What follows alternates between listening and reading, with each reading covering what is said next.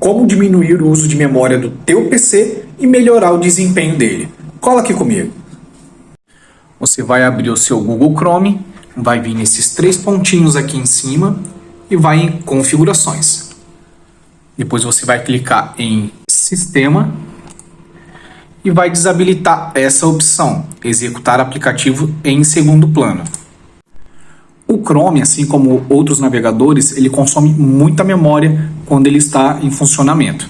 Então, fazendo isso, desabilitando a execução em segundo plano, ele vai liberar muito mais memória para o seu PC. E liberando memória, obviamente, vai aumentar o desempenho do teu PC também. Então já sabe, curte, segue para ficar por dentro de novas dicas.